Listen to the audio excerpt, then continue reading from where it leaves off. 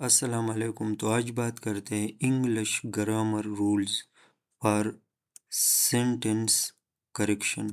Sentence correction rule के बारे में आज बात करते हैं। इसमें हमारे पास रूल नंबर 1 है अ मटीरियल नाउन। अगर हमारे पास नाउन मटीरियल हो, जैसे कि स्टील है, हमारे पास गोल्ड है, वुड है, वाटर है, सिल्वर है, etcetera, and an abstract noun. और अगर हमारे पास नाउन एब्स्ट्रैक्ट हो, जैसे कि एब्स्ट्रैक्ट नाउन वो होते हैं जो हम टच नहीं कर सकते। यहाँ पर हमारे पास हैप्पीनेस है, फ्रीडम है, सारो है, इलनेस है, फ्रेंडशिप है, etcetera are always written in singular form. अगर हमारे पास सेंटेंस में मटीरियल नाउन आया हो या एब्स्ट्रैक्ट नाउन हो, तो ये नाउन हम सेंटेंस में सिंगुलर फॉर्म में लिखेंगे। These are thus always followed by singular verb or helping verb। इसके बाद जो वर्ब आए या हेल्पिंग वर्ब आए वो भी सिंगुलर फॉर्म में होंगे। जैसे कि हमारे पास ये सेंटेंस है, gold is getting expensive day by day. यहाँ पर ये जो गोल्ड है ये हमारे पास मटीरियल नाउन है, तो ये हम सिंगुलर फॉर्म में लिखेंगे। इसके बाद ये जो वर्ब आया है इज, ये भी सिंगुलर फॉर्म में है, तो ये बिल्कुल करेक्ट सेंटेंस है हमारे पास। यहाँ पर अगर हम देखें तो poverty is just a state of mind. यहाँ पर पावर्टी है, पावर्टी हमारे पास एब्स्ट्रैक्ट नाउन है। इसके बाद ये जो इज है ये वर्ब है, तो ये भी सिंगुलर है। ये हमारे पास रूल नंबर 1 है। अगर हम देखें रूल नंबर 2 में, अगर हमारे पास हाइपनेटेड नाउन हो, hyphenated noun is never written in plural form. It's mean that, इसका मतलब ये है कि हाइपनेटेड नाउन हमेशा हम सिंगुलर फॉर्म में लिखेंगे। एग्जाम्पल को अगर हम देखें तो the ATM was not delivering 500 rupee note. यहाँ पर अगर हम इस नाउन को देखें तो ये हमारे पास हाइपनेटेड नाउन है, तो ये हम हमेशा सिंगुलर फॉर्म में लिखेंगे। The workers of the 3 star hotel. यहाँ पर अगर हम देखें तो 3 स्टार होटल ये भी हाइपनेटेड नाउन है, तो ये भी हम सिंगुलर फॉर्म में लिखेंगे। यहाँ पर रूल नंबर 3 है हमारे पास एपोस्ट्रॉफी के बारे में। Apostrophe is never use with possessive pronoun. अगर हमारे पास पोजेसिव प्रोनाउन हो, पोजेसिव प्रोनाउन ऐसे प्रोनाउन को कहते हैं जो ऑनरशिप को शो करें। लाइक माइन, ये हमारे पास एक पोजेसिव प्रोनाउन है। हिज, हर्ज, योर्स, आवर्स, दियर्स, ये सब हमारे पास पोजेसिव प्रोनाउन है। यहाँ पर अगर पोजेसिव प्रोनाउन में हम माइन के साथ इस नहीं लगाएंगे, बाकी सब के साथ इसे हैं आखिर में, तो ये हमारे पास पोजेसिव प्रोनाउन है। पोजेसिव प्रोनाउन के साथ कभी भी एपोस्ट्रॉफी नहीं आएगी। एग्जाम्पल की तरफ अगर हम देखें तो दिस पेन इज यूअर्स। यहाँ पर यूअर्स हमारे पास पोजेसिव प्रोनाउन है, तो ये हम कभी भी यूअर्स नहीं लिखेंगे। The bike she drives is mine. यहाँ पर माइन हमारे पास पोजेसिव प्रोनाउन है, तो ये हम कभी भी माइन्स नहीं लिखेंगे। रूल नंबर 4 है हमारे पास नेवर यूज डबल एपोस्ट्रॉफी। अगर हमारे पास एक सेंटेंस हो और इसमें डबल एपोस्ट्रॉफी आई हो तो वो बिल्कुल गलत तस्वुर होगी। जैसे कि हमारे पास एग्जाम्पल में है माई वाइफ्स, यहाँ पर देखो एपोस्ट्रॉफी आई है। ब्रदर्स, यहाँ पर अगर हम देखें यहाँ पर भी एपोस्ट्रॉफी आई है। Daughter has clear bank exam, तो ये हमारे पास गलत सेंटेंस है। इस सेंटेंस को अगर हम देखें तो the daughter of my wife's, यहाँ पर ये एपोस्ट्रॉफ है, ये वाइफ के साथ। The daughter of my wife's brother has clear the bank exam. तो यहाँ पर बिल्कुल एक बार एपोस्ट्रॉफ आई है, तो ये हमारे पास करेक्ट सेंटेंस है। अगर हम इस एग्जाम्पल को देखें तो दे रोहान्स, रोहान्स यहाँ पर इसमें एपोस्ट्रॉफ है। फादर्स यहाँ पर भी एपोस्ट्रॉफ है। कार इज लास्ट, तो ये गलत सेंटेंस है। The car of Rohan's father is last, यहाँ पर एक बार एपोस्ट्रॉफ है, तो ये हमारे पास करेक्ट सेंटेंस है। रूल नंबर 5 है हमारे पास, ये बहुत ही अहम रूल है। Use a pronoun should be in the following order. अगर हम देखें तो first person pronoun is I we. I और वी ये हमारे पास फर्स्ट पर्सन प्रोनाउन है। सेकंड पर्सन यू, यू हमारे पास सेकंड पर्सन प्रोनाउन है। He, she, they and some names are third person pronoun. यहाँ पर अगर हम देखें इसमें हमारे पास 3 रूल्स हैं। If different pronouns are present in the same sentence, अगर हमारे पास एक सेंटेंस हो और इसमें मुख्तलिफ प्रोनाउंस मौजूद हों, तो हम इसको कैसे अरेंज करें। They should be arranged with the, सबसे पहले हमारे पास सेकंड पर्सन,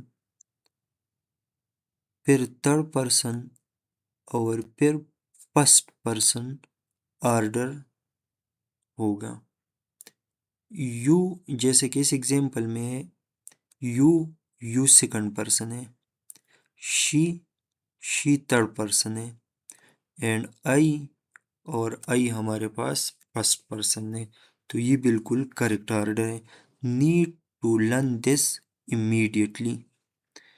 इसमें बी नंबर रूल है, if different pronouns are present in the same sentence, अगर एक ही सेंटेंस हो और इसमें मुख्तलिफ प्रोनाउन मौजूद हो, and they have an acceptance of fault, लेकिन यहाँ पर ये पॉइंट हो, फॉल्ट हो या मिसडीड हो, दे should be arranged in the following order.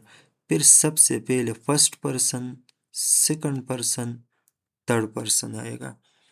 जैसे कि हमारे पास इस एग्जाम्पल में आई ये फर्स्ट पर्सन है, यू ये सेकंड पर्सन है, एंड राकेश ये थर्ड पर्सन है, हैव मेड दिस मिस्टेक।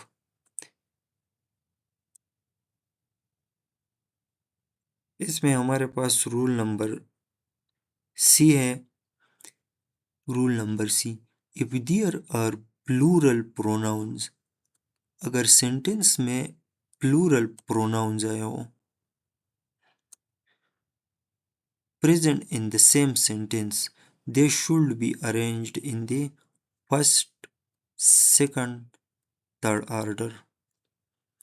इसमें हमारे पास रूल नंबर 6 है, if two subjects, if two subjects which are pronouns, अगर हमारे पास दो सब्जेक्ट हो और दोनों प्रोनाउन हो और इसके दरमियान अगर हम कंपैरिजन करें, both the pronoun must be written in their subjective form, तो सारे प्रोनाउन हम सब्जेक्टिव फॉर्म में लिखेंगे।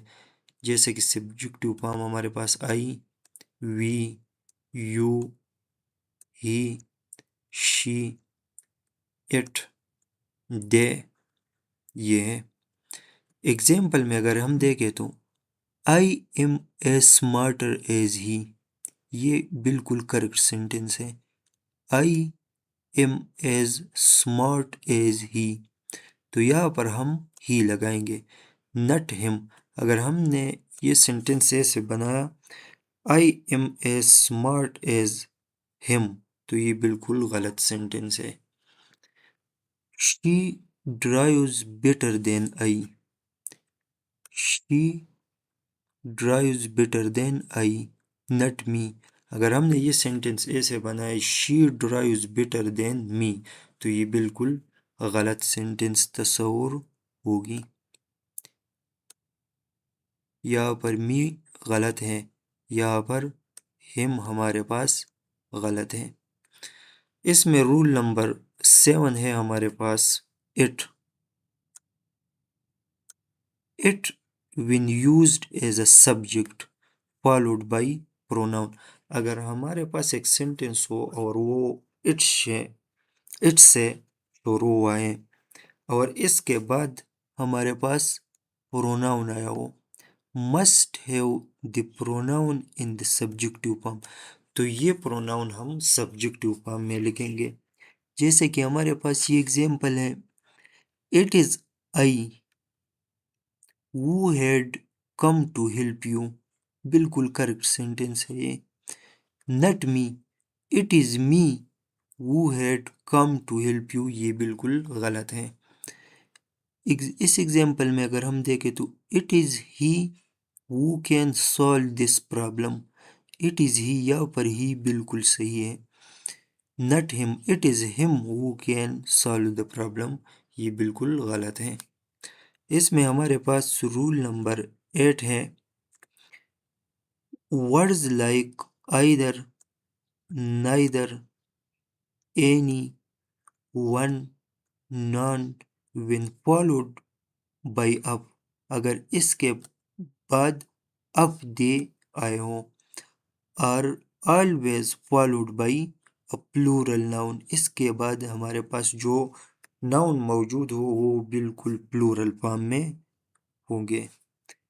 And a singular helping verb, और नाउन के बाद जो वर्ब आएगा वो वर्ब हमारे पास सिंगुलर हेल्पिंग वर्ब के फॉर्म में आएंगे। जैसे कि इस एग्जाम्पल में अगर हम देखें तो आइदर ऑफ द स्टूडेंट, देखो ये सेंटेंस आइदर से शुरू हुआ है और आइदर के बाद अगर हम देखें तो अब दे आए हैं, आइदर ऑफ द, इसके बाद जो नाउन आए वो प्लूरल फॉर्म में होंगे, स्टूडेंट्स। और इसके बाद जो वर्ब हमारे पास हेल्पिंग वर्ब हम लगाए वो ये जो हम देखें तो प्लूरल फॉर्म में है, तो ये हमारे पास बिल्कुल करेक्ट सेंटेंस है। अगर हम इस सेंटेंस को देखें तो नन, ये नन से शुरू हुआ है, नन इसके बाद अब दे आया है, नन ऑफ द बुक्स ये हमारे पास प्लूरल फॉर्म में है, इज हमारे पास सिंगुलर फॉर्म में अवेलेबल, तो ये बिल्कुल हमारे पास रूल के मुताबिक करेक्ट सेंटेंस है। रूल 9 है हमारे पास, either is used only when the choice is to be made from two person objects, it is used to mean one of the two।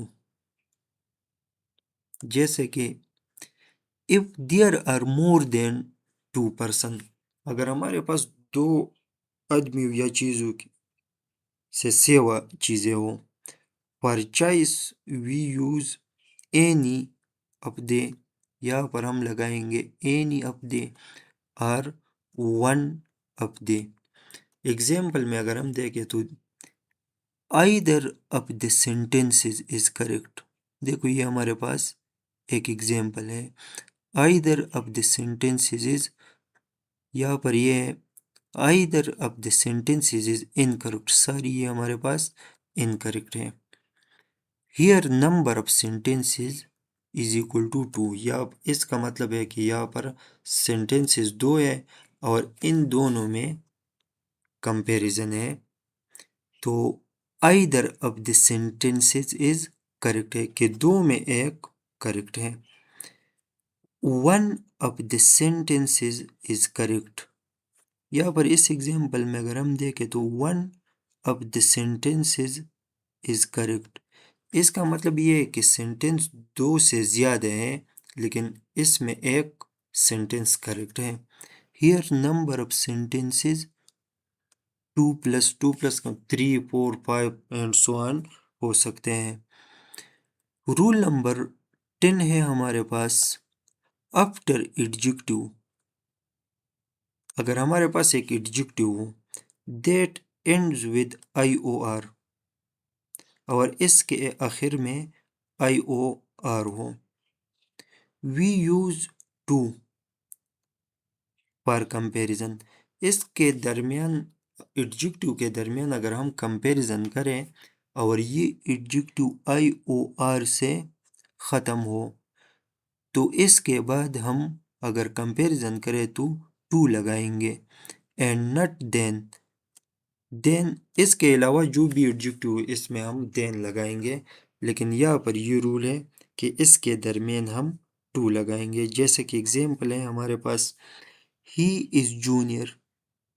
यहाँ पर अगर हम देखें तो जूनियर हमारे पास एडजेक्टिव है, इस एडजेक्टिव के आखिर में आई ओ आर आया है, तो इसके दरमियान बाद में अगर हम ही इज़ जूनियर देन मी, इसके बाद में अगर हमने देन लगाया तो ये बिल्कुल गलत सेंटेंस है हमारे पास।